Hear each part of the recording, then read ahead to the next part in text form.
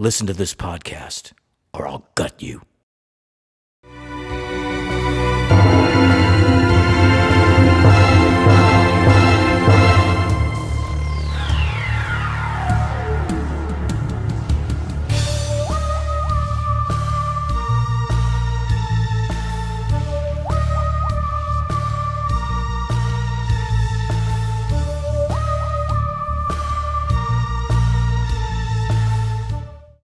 Welcome back, Horror Hounds, to Ghostman and Rivera's Horror Show podcast. In celebration of Black History Month, we're going to be talking about 3 Black horror films that we think that you should know about, both older and one brand new from this past year. The first one we watched is a first for me. I can't believe I hadn't seen it before. It's Death by Temptation from 1990. It's written and directed by James Bond III. This is his only film. He was actually an actor in going all the way back to Love Boat and Wonder Woman. He was in BJ and the Bear, and he was also in School Days, Spike Lee movie. A lot of people we're going to be talking about this week were actually in School Days or involved in making it. Cynthia Bond stars as the Temptress. She's actually not an actress. Her novel Ruby spent 6 weeks on the New York Times bestseller list, so she's an accomplished author. And she also founded the Blackbird Collective, which taught writing to homeless and at-risk youth for over 15 years. This film also stars James Bond III, who also wrote and directed and produced it. He stars as Joel, Protagonist. the minister in training, yeah. And the great Kadeem Hardison. I've always loved Kadeem Hardison. He was Dwayne Wayne in A Different World, the Cosby Show spinoff. He was also in White Men Can't Jump, Gonna Get You Sucka. He was also in School Days. And he was actually the narrator for Kansas Bowling's BC Butcher a few years ago. He plays Kay. Next, we got Bill Nunn. He was in, I always remember him from Things to Do in Denver When You're Dead. He was really good in New Jack City, Do the Right Thing, School Days. He plays Dougie, the guy sitting in the bar with all the cool, funny one-liners. Well, not cool, but they're funny. I don't know about cool, but they're definitely hilarious. Yeah. And Samuel L. Jackson plays Minister Garth. And Freddie Jackson plays himself. And I don't know about you, but every time I see or hear about Freddie Jackson, I always think about that part in Friday when Chris Tucker says, you say you look like Janet Jackson, you show up looking more like Freddie Jackson. Cool seeing him in this. He's a really good singer. But Synopsis is: an evil succubus preys on horny black men in New York City, and all that stands in her way is a minister in training, an aspiring actor, and a cop who specializes in cases involving the supernatural. Cinematography by the great Ernest Dickerson. He also did cinematography for She's Gotta Have It, School Days, Do the Right Thing, Mo Better Blues, and Malcolm X. He also directed the films Juice, Demon Knight, Bones with Snoop Dogg, and also a bunch of episodes of Dexter and The Walking Dead. Yeah, Ernest Dickerson is a legend in the horror community. He's very accomplished in both directing horror films, directing horror series, and of course here shooting horror films as a DP. He's kind of the MVP. I mean, there's a lot that makes this movie successful, but I think a huge part of it is his cinematography and his visuals. Yeah, and I'm kind of actually surprised that this was my favorite film that we watched this week, because one of our other films is People Under the Stairs. I've always loved that one, but I think I like this one even more. It does have a few scenes that I thought were like almost soap opera melodrama, and even the soft look of it kind of made it look like a soap opera, but somehow that makes the horror and the surrealness of it more effective for me. It has like a very strange look where it's a very like soft lighting and it's very hazy. I could tell whatever they did for Death by Temptation, I'm sure there were fog machines everywhere, because this is one of the foggiest movies I've ever seen. It's very, very, very intentional. But I think it works because, well, certain parts it starts off where it feels a little bit soap opera-y in sections. When it starts to go into the more dreamlike sections of the film and the more surreal sections, the kind of foggy cinematography and the kind of glow that comes off of everything starts to really pop, and it starts to take on this type of hypnotic dreamlike aesthetic. So it kind of goes from being kind of soap opera-y and looking a little cheap to kind of transcending it when it gets to the horror elements of the story. It makes the look that much more effective, I think. The surreal look to it isn't that far removed from the soap opera look. Mm-hmm. So it almost goes hand in hand. So it seems like a very cohesive piece of work overall. Mm-hmm. But I thought it had a perfect beginning for a film like this. You got the bartender is on the phone. It's the bar that we see featured throughout the whole movie, but it's the bartender. He's kind of on the phone, and he's being real toxic on the phone with his woman, and then he hangs up with her and gets on the phone with his mistress. I thought that was really cool and a perfect way to start out this movie because it stems around this succubus preying on toxic men. Yeah, it preys on toxic men, the stupidity of men, and the horniness of men, of course. Which I think which surprised me because I feel like in horror movies, women are usually more likely to be the victims because people view them as like the fairer sex and a little bit more vulnerable to danger, which is true. But I also think that guys, with their stupidity and willingness to believe that any hot woman wants to sleep with them, also make themselves very susceptible to danger and to attacks. And I think this movie illustrates that perfectly. Succubus did exist. It would be so easy for her to find victims.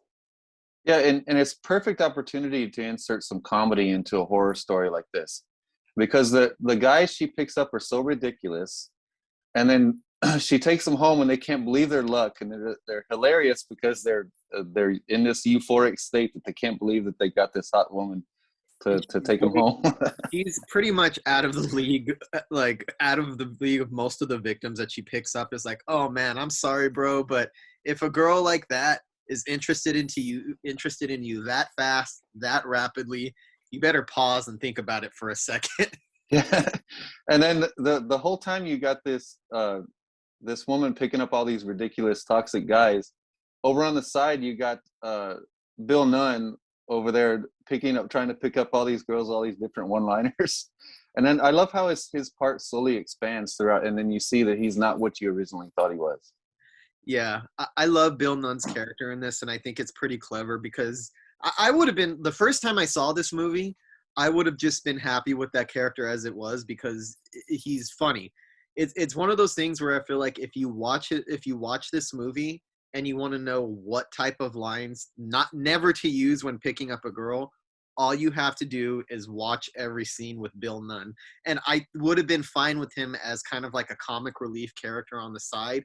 But then as it goes on, you realize that the movie is a little bit more clever than that. And he's more than just a comic relief. And it's kind of a part that he's playing in order to get a little bit closer to the mystery and the horror that's surrounding this. And he ends up being a pretty intelligent, resourceful character. And much more than meets the eye. I really like the way that they kind of take you off guard with him. I love all the shifts in tone and everything in this movie. Like from the beginning, it goes from being oddly funny with a cool rap soundtrack, and then it goes into the surreal realm, and then it goes to outright horror. And then the horror starts out subtle at first, and then it grows more and more graphic as we go along. I think it's all very effective. Especially, I love that second kill. I thought it was so funny that one married man, they can't believe his luck that he's in bed with her. Yeah. And he just, in total, eyes roll back in his head. He's euphoric. I can't believe what's happening. What's funny is that a lot of times, I think a lot of movies have like a hard time balancing the type of tones that this movie juggles because it goes from outright comedy to like pretty graphic horror to like strange, dreamlike surrealism, and it never feels incoherent. It all feels of a piece. It's a pretty bold little movie if you really stop and think about it. And it was also produced by Troma. It's a Troma film produced by Lloyd Kaufman, and I think it's probably one of their less known and less seen features. But I think and Lloyd Kaufman has said this himself, it's the classiest thing that Troma has ever produced, because I don't know, it's a beautiful movie, and it's obviously very low budget like every Troma production is, but I think there's like a certain quality that kind of masks that, and I think it kind of uses the low budget to its advantage to kind of add to its strangeness and to its dreamlike behavior. On top of that, I think it's pretty well written too. I think the characters are generally pretty likable. The bonds between certain characters are easy to understand. You care when certain people get killed. It's upsetting when certain things happen to characters. It's a very impressive movie. And one of the things that struck me about this is we were discussing which black horror films we would talk about this month. This was strangely overlooked in the Horror Noire documentary. And I love that documentary, but it's so short. I actually think it could be a little bit longer to flesh things out. And they have Ernest Dickerson, the cinematographer, as one of the main participants in that documentary. So it just makes me wonder, is this so under the radar that they didn't include this because maybe so many of the people hadn't seen it? Or what do you think it is? I don't know. Is it just like that underseen? I mean, I even put in my notes, like, why does this have a 4.9 rating on IMDb? And why are there only 1,600 ratings? Mm-hmm. After watching this movie, I was completely confused of why it wasn't more successful. Why this didn't have more eyes on it, and especially why it was omitted from the horror noir documentary. I think that's a glaring omission Mm-hmm. on the parts of the producers. Yeah, it's such a unique film that I kind of love it. I don't think it's a perfect film. I think there's a couple of flaws in the structure here and there. I don't think that the main character, James Bond III, I like the character a lot and I care about him quite a bit, but by the end, I don't know if he's as quite as convincing as a hero as the other two characters were, as Kadeem and Bill Nunn were. He never sold me on his competency to the same degree. So it has like little flaws here and there, but I think when a movie tries out so many different things like this does, tries so many different tones and tries to juggle it all with graphic kills and humor and really well-developed characters, I can't really knock it too much. Yeah, because I think that the Joel character, he never drops his naivete. Yeah. You know what I mean?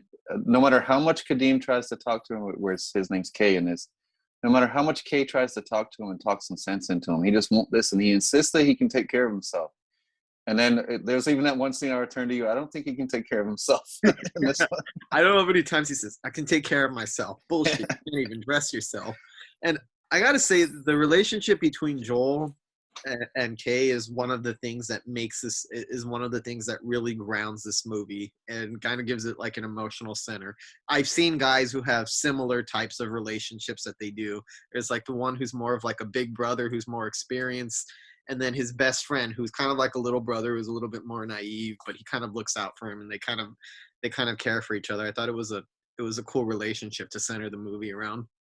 I think actually one of the best scenes in the whole movie wasn't even a horror scene. It's when Kay leaves the woman at the bar. She can't believe that he's leaving because he has to go meet with his homie. So he decides, instead of blowing his homie off that he's supposed to meet, he leaves this woman at the bar and goes to meet him. And then they sit in Kay's apartment and they discuss their history, and it gives the characters a lot of emotional depth.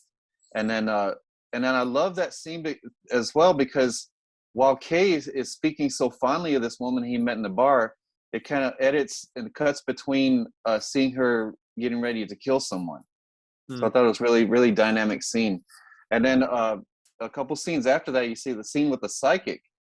And then it's a typical scene where the psychic delivers a lot of exposition, but this one was especially entertaining, I thought. And then followed by that scene with all the surreal vision of all the dead people in the bar. Mm-hmm. And I loved all the scenes where that's actually one of my complaints about it as well, because Kay had so many cool dream sequences and kind of surreal parts that I thought when his death came, which was an awesome death, I didn't think it was real at first, because I was so used to seeing this surreal visions that he was having. Yeah, I have to say that's probably my biggest complaint, is I kind of wish that Kay were the hero of the piece. And I get the purpose of having Joel, because a lot of it is about a pure innocent person trying to come over the idea of temptation, the temptation to kind of drive him away from his path. So I think thematically it works. It's just, I kind of feel like they set Kay up to be a little bit more of the competent guy. So I was a little sad that he kind of exits the film when he does. I kind of wish that he stuck it out to the end. However, he has such an awesome death scene, and it's so creative and it's so imaginative. And Ernest Dickerson actually did the special effects on this as well, worked on the special effects as well as the cinematography. So when you see him get that thing with this part where the TV and he's like sticking his head out, he took that it was inspired partially by Videodrome and A Nightmare on Elm Street. And on the Blu-ray, which is I'd highly recommend if you're a horror fan and check out the Vinegar Syndrome disc because they did a wonderful job restoring this. But Ernest Dickerson is responsible. He didn't just show up and just shoot. He was very involved in the creative process and said that this was like a big learning curve for him, that he used this movie as an opportunity to try to really hone his craft. And he talks about he has like influences like Suspiria on the film, and I think that's pretty apparent. You see some Dario Argento like flourishes in terms of the lighting, in terms of like the focus of the lighting. There's that one scene where you see the demon and her background is so, oh yeah, right there. That's it right there. She's so perfectly green and her background is so red. And I just wonder how they managed to pull off that lighting style to have not have the colors bleed into each other, just have those two primary colors in focus. It's just such a striking visual palette that Ernest Dickerson really brings to the film. Yeah, we were watching it together, and I noticed both of our eyes kind of popped out some of the colors, and we were like, how are those colors not bleeding? How are you not seeing the green bleed over into the red and red into the green? It's very separate. You can see a lot of separation in the colors. And another thing I noticed about the lighting, you know how it looked surreal for a lot of it, and a lot of it was like soap opera, like hazy type of look. Mm-hmm. But then as it goes along, as you see more of the eye-popping lighting with the reds and the greens, it becomes somehow less surreal and more in your face and stark and detailed. Yeah, I noticed. I like that about it too. Yeah. And like I said, it's funny. I kind of get surprised when people people talk about black horror films and this gets so overlooked, because I think it's better than a lot of the ones that people do talk about, which is not to discredit. I think this would probably, as different as their tones are, I think this would make a good double feature with Ganja and Hess. I know Ganja and Hess is a much more elevated type of horror film. I guess you would say it's a little bit more serious in tone and like thematic elements, but I think they both share a similar type of artistry in terms of the visuals and the hazy look and the incorporation of surrealism and all these different elements. And even the teasing at vampirism, I think one of the most interesting things about this is that every time I watch this, I feel like I'm watching a vampire movie for a good section of it. The longer it goes on, you realize that it's not a vampire movie. It's a little bit more than that. But I think it would make a good double feature with something like Ganja and Hess. Yeah, and I love how this is so nuanced, so well written, kind of an intricate story. And then it culminates in this like crazy full-on demon attack. And by the way, I love that really strange demon makeup. Like the demon had like these appliances like over her eyes where you could see them lifted from her face. So she has the appliance over her eyes, and then the eyes were like set into those appliances and they were black. Mm-hmm. So I thought it was a really strange, almost goofy looking demon, but it was really cool and effective, I thought. Yeah. Another interesting thing about this is it came out in 1990, but it was actually filmed a couple years earlier on. It's a lot of the Spike Lee crew from that era. When we talk about movies like School Days and Do the Right Thing, it was made in between those films, but Do the Right Thing actually came out before because this was a little bit harder to sell. And I understand they had a hard time pushing it onto the market and getting it released in theaters because a lot of people didn't know what to make of it. I don't think there were many horror films that were about black culture and this much about black culture. It doesn't seem like it's a horror film about black people made by white people, which is a much different thing. This is a film that feels like it was made for the culture, whether it's the music, the language, the slang. There's a level of authenticity in it that you don't see in a lot of some of the other black, or like the next one coming up, which I love, like The People Under the Stairs. That one is very obviously written by a white person compared to something like this, and there's a level of authenticity that I really appreciate. And I don't think I've ever watched a horror movie that has this type of soundtrack, the kind of like late 80s, early 90s R&B and the hip-hop, that New Jack feel that was like really popular at the time. So that's a pretty unique soundtrack. So I imagine people at the time didn't know what to make of this or how you would market a film like this, because I think like as far as black films goes, there were like the blaxploitation craze was a big thing, but it died off by the late 70s, and by the time this came out, you hardly saw anything like that coming out. And I'm pretty sure that something like Do the Right Thing, which was a big success, made after this film with a lot of the same people is what enabled this film to finally get its release. Yeah, I don't think people were ready for this film really, Yeah.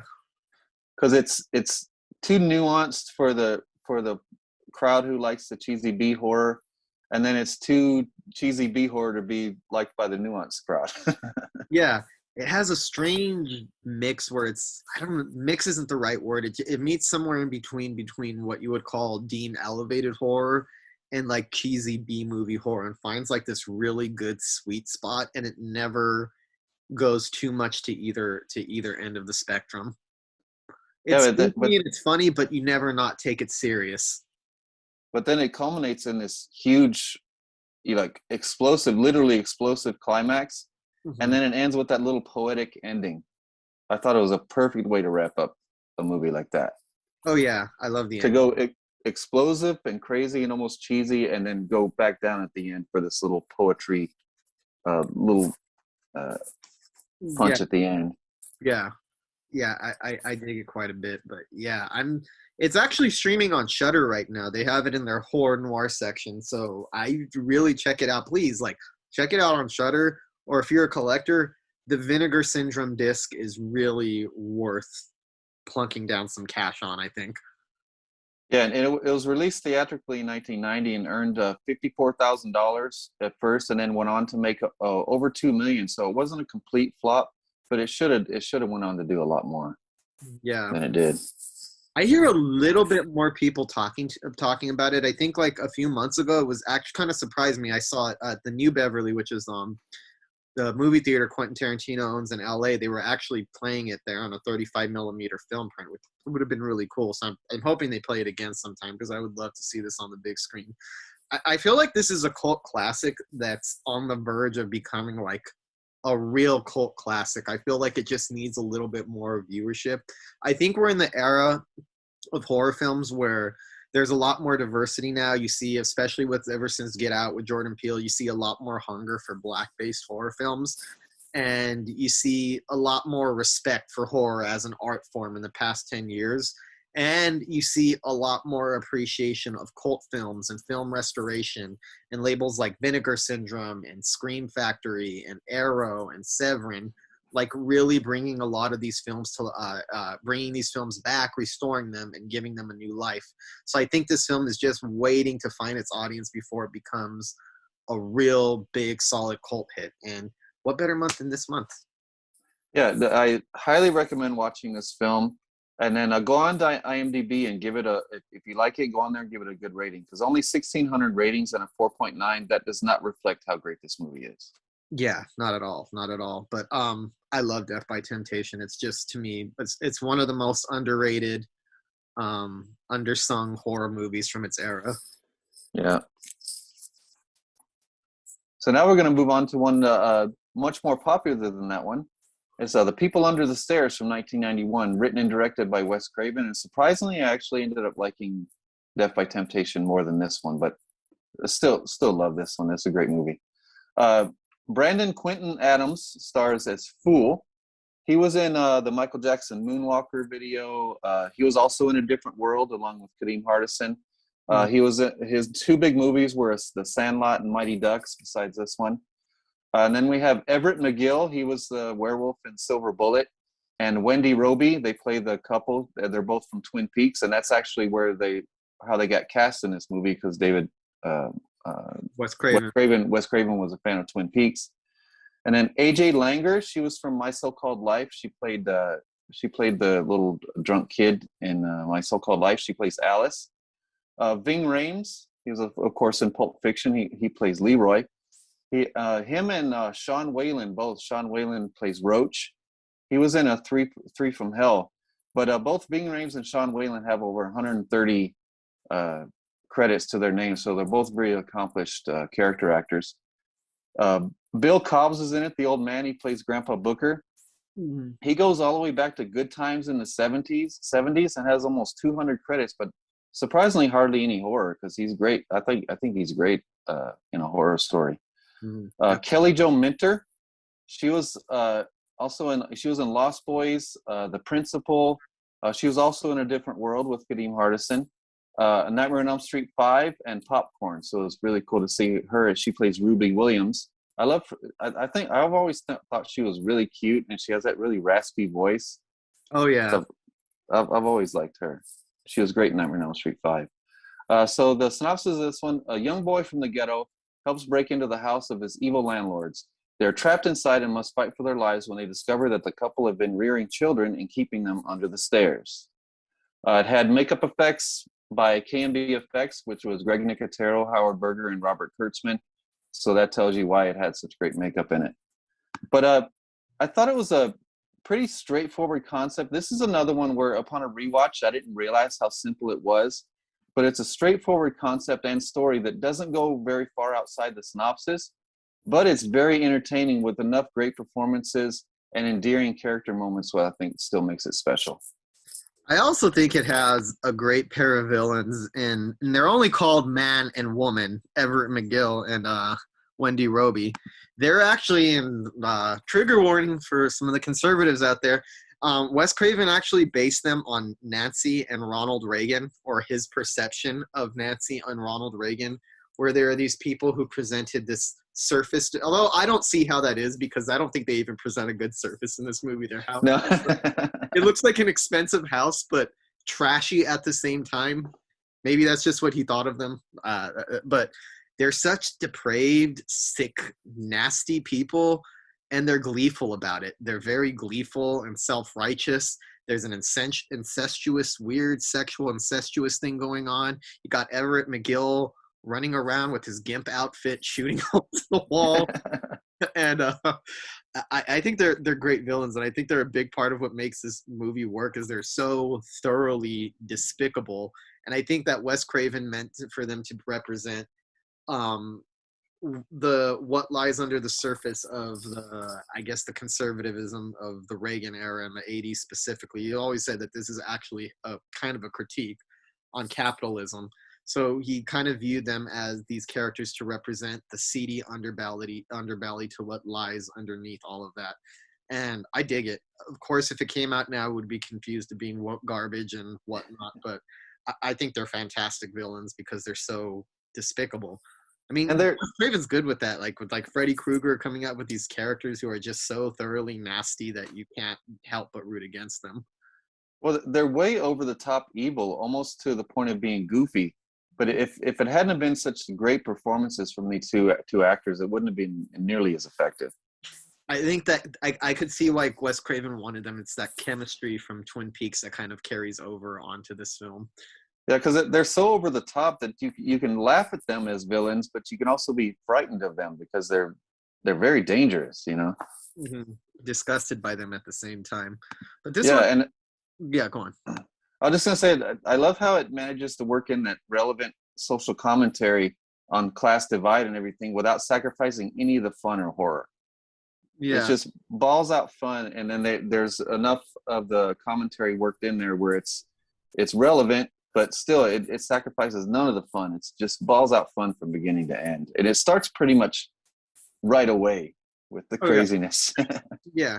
I mean, and it starts right away with a lot of its social commentary, too, because it's about a family that's struggling to pay the rent. The mom has cancer. Mom has cancer. They're getting evicted. The landlord doesn't care. So the little kid, fool, egged on by Leroy, played by Ving Rhames, are kind of catch the scheme to try to rob the house that these two live in, the man and woman, Everett McGill and Wendy Roby, because it's known, at least throughout the neighborhood, it's a kind of rumor circulating that they hide gold coins up there that are worth, obviously it's gold, it would be worth a lot of money. But there's a big metaphor in there because they're actually the landlords kicking Fool and his family out of his house while his mom is suffering from cancer. So lots of heavy social commentary going into this by kind of demonizing the landlords and demonizing the people who take advantage of the poor and the downtrodden and people who don't have very many opportunities in life. And the fact that their whole thing is that they lord over the whole neighborhood. They're slumlords. They charge ridiculous prices that they know people in the neighborhood can't afford, and as soon as they don't, they convert it into something to make it a little bit bigger, kind of just somewhat gentrifying the neighborhood and getting rid of the element that they don't like. And it's very, very obvious that they're very racist and don't think very highly of the neighborhood that they live in, and spend most of their time trying to plot ways to get these people out in a very cruel manner. And Wes Craven finds a way to jump into the action, the horror, and the social commentary almost at the simultaneously as the movie gets going, and it's pretty jump started right away, because right from the opening credits we meet Fool, and we endear ourselves to him because it's these voiceover shots as they show the tarot cards, which is how Fool got his name, because he's the fool of the tarot. Yeah. And then this is when we find out that he's in a desperate situation because his family's being evicted. Right after that, you meet the landlords, and they're very entertaining and in your face. And then you see the break-in. Once those three break into the house, the film kicks in rather quickly with the dog attacking and the couple running around shooting people. And then you meet the daughter with the girl that's trapped in the house and tells Fool that Daddy cut out the bad parts and put them in the cellar when he's talking about the people under the stairs. Oh, it's all really cool. Yeah, it's a very interesting story they got going on. And Roach, the character Roach, is probably, I think, one of the things that people really remember about this movie is played by Sean Whalen. Kind of manages you to endear you to him without any dialogue at all, because his tongue is cut out, so he doesn't really speak. So all he does is run around making crazy facial expressions and acts a little bit goofy here and there, but kind of endearing. But there's just the way he taunts Everett McGill is so funny.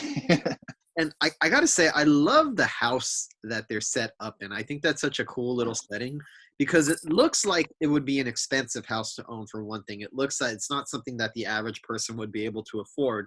Yet at the same time, it has elements of poverty to it that they kind of choose to like linger. There's roaches on the floor, there's flies trapped in, there's people stuck in the walls, and it's interesting little fun house that they have set up, because they have like switches to shut all the doors and lock people in, bolted windows, all kinds of contraptions that they have in there. And it kind of leaves you speculating about what these two freaks are up to in the privacy of their own home. And the fact that they're actually brother and sister, they reveal at some point during the movie that they're not just lovers, they're brothers and sisters. It kind of gives it an extra gross or weird edge to all of it. And what's crazy is through the action and the dialogue, you get a surprisingly detailed picture of life in that house, but you have a feeling there's a lot that you still aren't seeing. Yeah, I love that Wes Craven kind of establishes a lot, but teases so much more that you don't really know what's happening. But yeah, it's a good movie, and it has kind of, and you mentioned this to me when we were watching it, that it has like a horror adventure element, and it's mostly because of the kid Fool. I don't think it's very often you see a little kid leading a horror movie like this, and not just like a little kid running around scared, a smart kid, a resourceful little kid, a kid who takes action, escapes, and very nobly, the balls on him, actually comes back and breaks into a house that's almost impossible to break out of, and sets in motion the great finale. And man, I love the finale of this movie. I think one of the defining moments is when the people actually burst out from under the stairs and grab Wendy Roby when she's about to get the knife. And I love that when the horror elements could be thrown back on the victims, because not on the victims, on the villains, because Yes. the horror scene that kind of culminates with Wendy Roby's character getting attacked might be the most horrifying thing in the movie, when people are busting out from under the stairs, people are busting out of the walls and biting her ankles, and the screaming, and such an intense, well-directed scene. Really cool stuff. And it kind of effortlessly paints the people under the stairs as this menacing evil, and it kind of effortlessly goes into them being more sympathetic. Mm-hmm. And they're part of they're pretty much heroes by the end of it. Yeah, they're definitely. And you empathize with them, you know. Yeah. And he slowly reveals it, you know. And I love the scene with Alice, because that's where you get to see a lot of what goes on in the house. Is a dialogue from Alice. But I love when Alice shows those cool little dolls that she made, and she says that she made the dolls uh, to hold the souls of the people that her mom and dad kills, and then bam, the dad attacks. Mm-hmm. Thought that was so cool. And then soon after that, we find more information about the people under the stairs, and that the dad has been cutting up people and feeding it to them. So it's all really cool. And by the way, excellent makeup on the pasty ass people under the stairs. Really cool. Yeah. Also, one of the funniest lines in this movie, and this is how you know it was written by a white person, is when Fool says that line, you thought he was white before? You should see that sucker now. And I was like, oh, that's crazy. It's funny though. It is funny. But and it also kind of makes the neighborhood themselves kind of heroes at the end, because by the time we get to the exciting climax with the people coming out from under the stairs, it's not just the people busting out from the under the stairs, it's the entire neighborhood that's kind of finally rising up against this family and putting their foot down and telling them they had enough. They had enough of them hoarding their wealth around the ghetto. They've had enough of them taking advantage of them, taking advantages of their situations in life, and all just strike back. And the movie ends with a literal redistribution of wealth. Very on the nose. Just kind of funny, because I had somebody try to argue with me online that this is a right-wing movie, and I thought that was absolutely hilarious and adorable that somebody actually believed that wholeheartedly. But yeah, it's fun, it's exciting. The characters are really likable.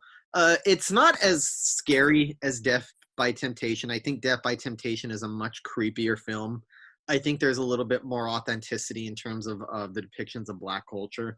But I have to give Wes Craven a lot of credit, because I don't think in 1991 there were any white filmmakers like designing horror films just around primarily Black characters. And the white characters in this are mostly either villains or victims themselves of the main characters. But I really dug it. I like Ving Rhames in this movie a lot. My only gripe is I kind of wish that he hung around a little bit longer, because he's a pretty funny character, and some of the best moments are with him and Fool running through the house trying to get past the dog. Really good stuff right there. All the dog attacks were really cool, very well filmed. You could feel the dangerousness of the attacks, and then how every time it's pretty much action packed and horror throughout the whole thing. But that dog always serves to ramp up the action and the horror every single time. And then somehow, with all this craziness, somehow the climax gets even crazier, especially when Fool gets up on the roof. Mm-hmm. And I love how he fights back, because he gets in a situation where he could run, but he decides to fight back instead. And he doesn't just fight back. He does cool shit like dropping the brick down the chimney. I love that part, onto Everett McGill's head. And then he punches him in the nuts and then beats the shit out of him with a poker. I love all that shit. Don't you think there's a slight element of Home Alone right there? Yeah. Which yeah. came out like a year before it was such a big blockbuster, so I'm sure there had to be some kind of influence. I mean, maybe that's what helped by putting a little kid at the center of this, because it's not often that you see little kids fronting movies, let alone little Black kids fronting movies. But it was probably because of something like Home Alone kind of showed that audiences want to see protagonists that are resourceful kids who know how to fight back and humiliate and beat the shit out of their victimizers. And it was believable too. He had this confidence in his performance where you just knew that he wasn't in that much danger, because he was going to get himself out of it one way or another. Yeah. And I love how the main horror draw of this, and the main part of the horror, is the people under the stairs themselves. And then you see them kind of rise up against the real evil of the rich landlords. Really satisfying. Yeah. It's just one of those movies that's a lot of fun. It's a pretty simple setup, but Wes Craven, like you said, doesn't waste like a minute, like jumping right into the commentary, to the action, to the horror, to some of the depravity, to the goofiness. It's one of those horror movies that has a real high energy level throughout the whole runtime. Pretty exciting movie. Some of the dialogue is a little goofy here on the nose here and there, kind of stuff that was kind of typical of 1991, but kind of ahead of its time. I even remember on the Horror Noir documentary, which they do discuss this film on the Horror Noir documentary, where Jordan Peele said that as a kid, when he was younger, he was just so shocked to see this at the video store. That he's like, is that a movie with like a little black kid as the lead? Like he absolutely could not believe it, which is something you would see a little bit more often now, but not something that you saw very much, especially in 1991. But really cool movie. Definitely, I'd say. I don't want to say it's one of Wes Craven's best films, but it's a highlight of his career. I would say it's obviously it's not as good as Nightmare on Elm Street or Scream or something like that, but it's much better than The Shocker and My Soul to Take. yeah. Totally solid, a lot of fun, and I think it's a film that I think the reputation of it rises over the years, especially ever since we've the advent of like elevated horror and the horror. I'm serious. Ever since I saw that horror noir documentary, I've seen a lot of more love for these films. I've noticed that this was always kind of a cult film, but I think its status has grown a lot in the past 4 or 5 years. And you hear a lot more about People Under the Stairs than you did 10 years ago. Yeah, because the social commentary is more accepted now, or well, I don't know. Yeah, I was going to say more accepted than I remember the backlash. Yeah, it's more, I don't want to say hip because that just kind of like, I don't know what the word is. I don't mean to discredit because I mean, there's a reason social commentary is popular, but it's a little bit more hip now despite the backlash. So I think people are starting to latch onto it at the time. Whereas people at the time when they saw it, I guarantee you a lot of the commentary went over through a lot of people's heads when they saw this when it came out. Definitely. But this is actually inspired by a news story that Wes Craven read about cops responding to a report of a break-in, and then they discovered that children had been locked up by their parents and never allowed to go outside, and they were kind of on the other side of the locked doors, like pounding when the cops showed up. So that was the inspiration for it. And Wes Craven was actually developing a TV series based on this film before he died. I don't know if that's ever going to see the light of day or not. I kind of remember hearing about that at some point. I think we might have even talked about it on the podcast a couple of years ago. I don't know whatever happened to that. But a couple other little pieces of trivia from this. Graham Revel actually originally did the score for this, but it was rejected. I'm not sure why it was rejected, but it was replaced with a score by Don Peake, who did the score for Hills Have Eyes and the Knight Rider TV show. Cool. And also one I felt was very interesting, when the Rottweiler was eating the fake hand, mm-hmm. Wendy Roby actually, she was in the scene and she had fed the fake hand. It was an edible hand that she fed to the Rottweiler. And then her and part of the crew noticed a wire in the dog's mouth.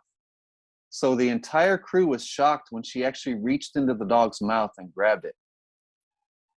Oh, and she didn't get bit? No. It's interesting. That's pretty cool. So one of the things that I have learned is I don't know what the status of this is, but they actually announced this on October 30th, 2020.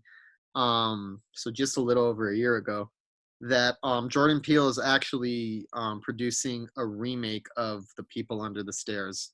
So he's producing it, not directing it. Huh? Yeah. I mean, that's fine with me. I kind of want to see him do more original stuff anyway. That reminds me, coming up this weekend on the Super Bowl is going to be the Nope trailer. I can't wait to see that one. I'm totally excited for that. Yeah, they're going to be the Nope trailer. I'm pretty excited for that. Maybe we'll finally learn something about this movie because it has like the vaguest name you could think of. Nope tells you literally nothing about the synopsis, and the poster is just a menacing cloud. Hopefully, we can finally get into some insight into whatever Jordan Peele is up to now. Well, that brings us to our final film of the week. This one's Horror Noire, not the Horror Noire documentary about the history of black horror. This is Horror Noire, the anthology film. It's combined 6 stories from black directors and screenwriters in a single film. The directors are Sandashi Brown, Robin Givens, yes, the Robin Givens, who used to be with Mike Tyson, Robin Greenlee, and Kimani Ray Smith. The stories are written by husband and wife team Tananarive Dew, Stephen Barnes, Ezra Clayton Daniels, Victor Laval, Shernold Edwards, and Al Letson. The main stars that you'll see in this anthology throughout several of the short films are Tony Todd, of course, from Candyman, Hatchet, and Final Destination, Rachel True from The Craft, Sean Patrick Thomas from Cruel Intentions, Peter Stormare from Fargo, and he played the devil in Constantine. And the highlight for me personally was Lavelle Crawford. He was so entertaining in this, so funny, and I thought he was the best thing about the whole movie. So it was the author of the book Horror Noire: Blacks in American Horror Films was consulted on all the films, as well as the producers of the documentary, Ashley Blackwell, Phil Nobel Jr., and Kelly Ryan. Yeah, this was interesting. So they were written by all different people, right? Yeah. Okay, because I find that kind of interesting that this has that many different writers across the 6 segments, because they seem to me to all share this kind of universal ambiguity to them, that they all end in a way that doesn't wrap things up very cleanly. It's a very particular type of ambiguity that I think is present across all 6 films. So that kind of interesting that they're written by different people, because they have kind of a uniform feel to them, if you know what I mean. Yeah, and for me, almost all of them started out really promising and then just fizzled out at the end. Just almost all of them for me were completely anticlimactic, where they just kind of like, bleh. Yeah. Like, what the hell was that? After all that buildup, and you're just going to leave it like that? And then the title of the next movie would come up while I'm still sitting there. Wait a minute. Yeah, What? it pops up while you're still processing, while you're still kind of processing it. Although I have to say, I had a preference for the latter stories over the earlier ones in this. They seem to get a little bit better as they go along.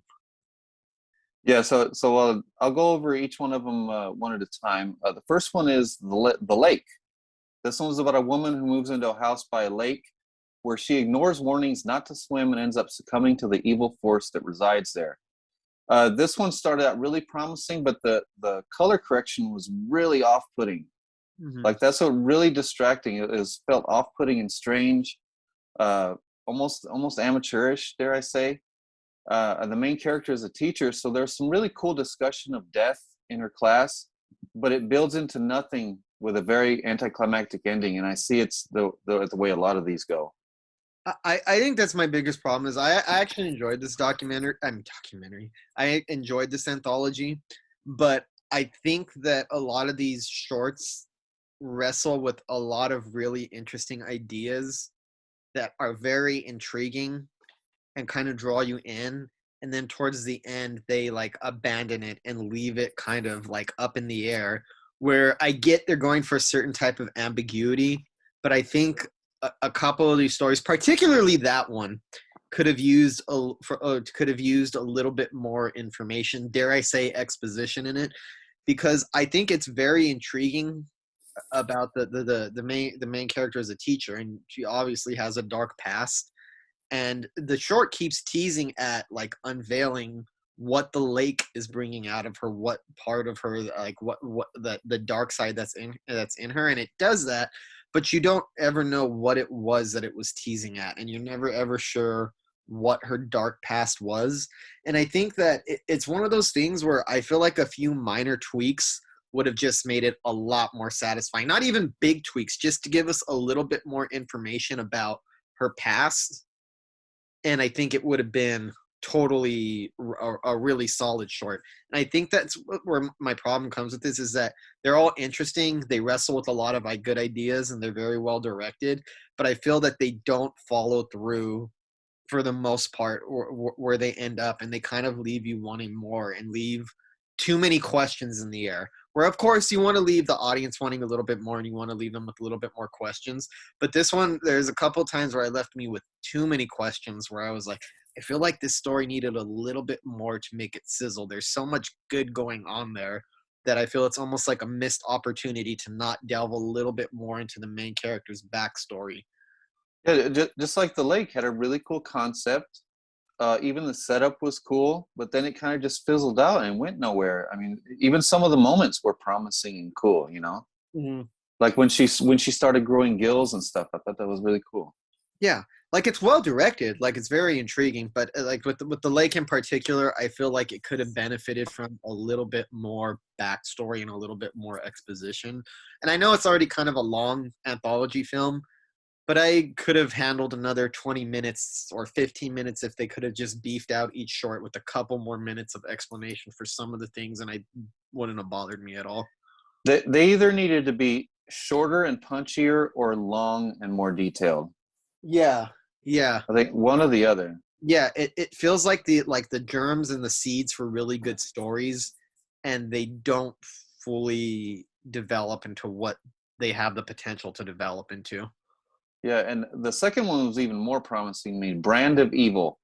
This one's about a struggling artist who takes a job making symbols for a strange voice on the phone, and as the paydays get bigger, the gigs get more dangerous, and someone dies a horrible death every time he makes one. This is one of the more compelling shorts. I thought the dude with the devil horns was really well designed toward the end, but still anticlimactic ending for that one. This one is kind of anticlimactic too, but I was a lot more satisfied by it because I felt like it develops a lot of its themes, and the horror concepts and the social commentary is a little bit more developed and more clear cut and easy to see where it's going. And I kind of like the characters that were in it, and I like the points that it was getting the points that it was getting across. I like that it features two gay characters that are non-stereotypical. Like it's so rare to see like gay characters portrayed in a way that isn't like a stupid stereotype. So much so that it takes you like a good minute to figure out that they're actually a couple, because it doesn't do anything. You know what I mean, in the more stereotypical manner. So I kind of appreciated that about it. I thought the death concepts was pretty interesting in terms of the symbols and the white power symbols and the white supremacist aspects. I thought the devil was well designed. I enjoyed this one. I just think that not quite as anticlimactic as the other one, but I just felt like it could have been a little bit more developed. There could have been a little bit more, but I feel it was still a much more satisfying short than the first one. Yeah, and even that, what was it, a sheet with the symbols on it would fly around and kill people. Even that was pretty cool. Yeah, so this one's pretty cool. This is one that would have just, like the other one, this would have just benefited from like very, very minor tweaks just to give us a little bit more in the climax, but overall I enjoyed it. Whereas The Lake, I think, needed a lot more backstory to like really sell it in the end.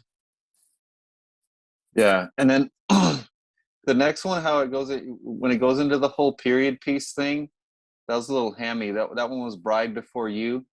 It's like a little period piece about a woman who makes a sinister deal to have a light-skinned baby and deals with the consequences as he grows up. This is strange and almost good, but I thought it was too much story. This is another one where it's too much story for the short that ends with a monologue about Black struggle that I thought was well written and rings true, but it makes for another anticlimactic ending to that short. Mm-hmm. Yeah. That might be my least favorite one, only because I wasn't completely sold on a lot of the period details of it. It seemed a little bit more like a set for a period piece. Yeah. If that's what you mean. It has some striking ideas, but I think it's probably my least favorite story in here. It's just because I wasn't entirely sold on the period aspect of it. Oh, there's a lot of good ideas going on in there, though. And some cool creature design, too. Yeah. And then trying the old world accent really didn't help it much either. Mm-hmm. Like it made it sound so melodramatic. Yeah, so I think that's my least favorite one, is the third story by far. The next one was Fugue State. This one had Rachel True and Tony Todd, and it's a story about a couple who gets caught up in a series of killings by possessed people with red faces. It was cool seeing Tony Todd as a preacher. I thought he did really good as a preacher. He's almost funny, dare I say. Mm-hmm. He wasn't doing anything really funny. It was just funny seeing Tony Todd as a preacher, but he did well. Rachel True is good in it, but this yet another anticlimactic ending and a bit confusing.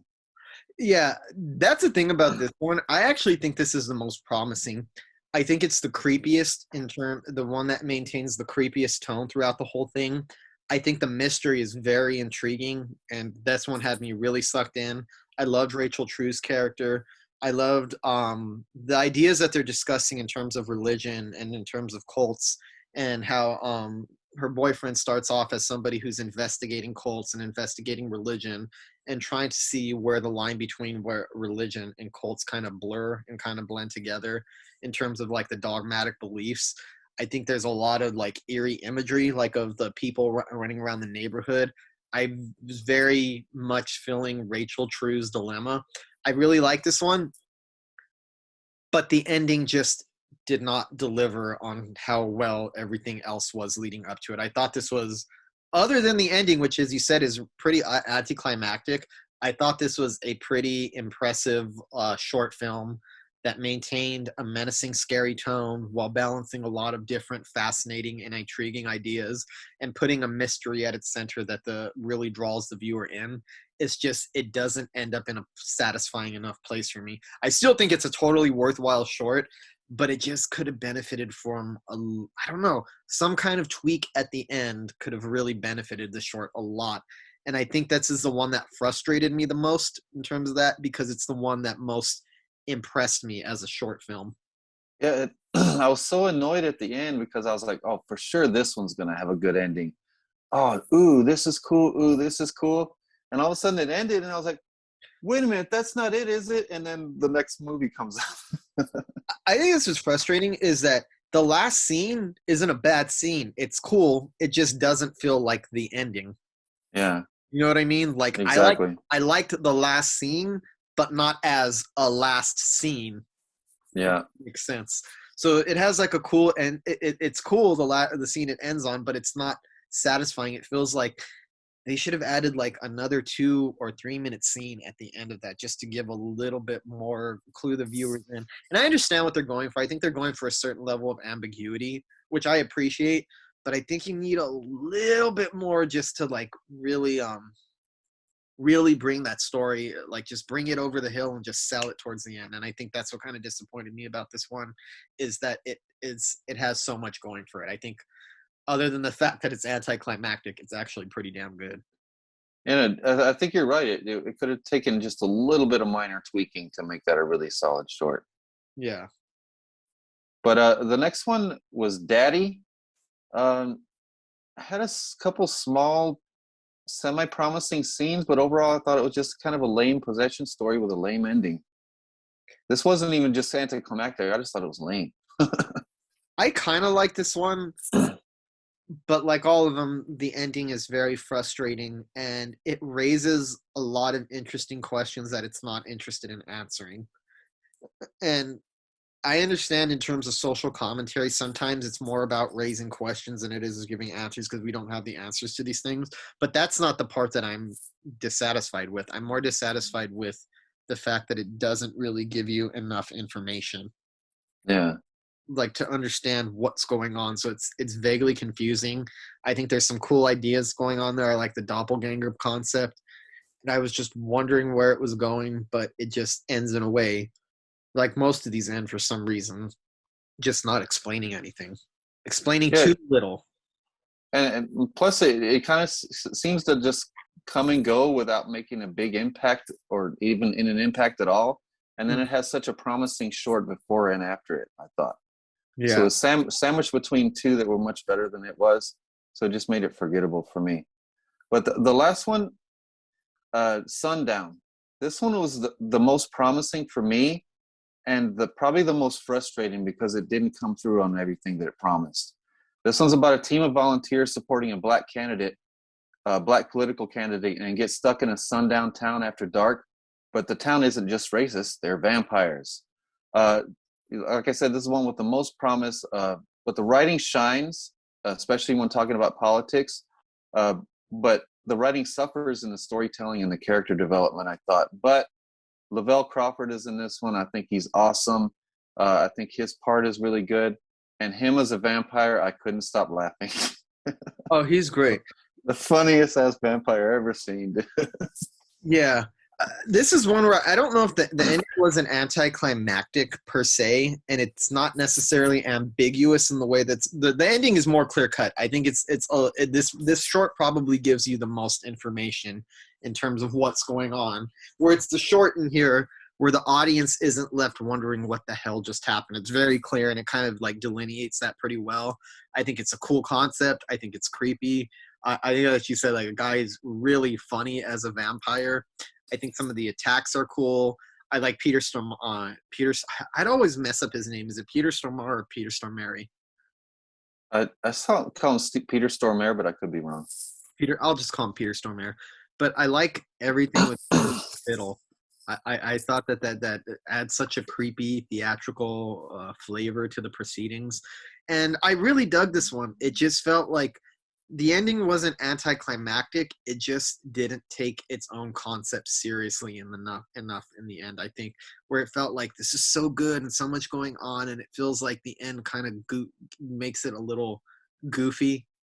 Where I didn't feel like it was goofy. I thought all of the stuff in it was intriguing and fascinating and going in interesting places, and it doesn't end in an ambiguous place, but it just ends in a spot that's a little bit too goofy for my taste. That just seemed like the short deserved better than that, or deserved to have itself taken more seriously by the end.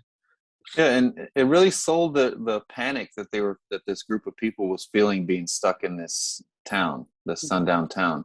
I think it sold the panic really well, and I like the variety of characters within it. But I think it just had a few too many characters, maybe.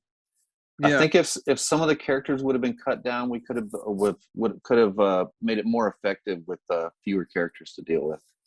Yeah, I think it's almost because the number of characters would be fitting more of like a feature-length film with this concept. Like, yeah, if it were a feature-length film, I feel like you could justify that number of characters, but it's probably a little bit much for the short amount of time that it's allotted.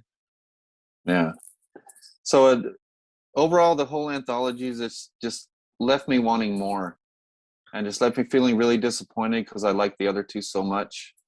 Yeah. I would say it's worth checking out because it shows a lot of promising talent, and I like it. But I get the feeling that some of the more ambiguous elements, because these are all different writers and directors, and the fact that they all end in such a similar manner shows me that, at least from my perspective, that there was like a guiding hand at the helm of this. Like one of the producers was kind of like pushing that kind of element on. And I get the sense that the filmmakers were slightly I could be wrong. Again, I'm not involved in the production, so I'm not speaking from a place of experience.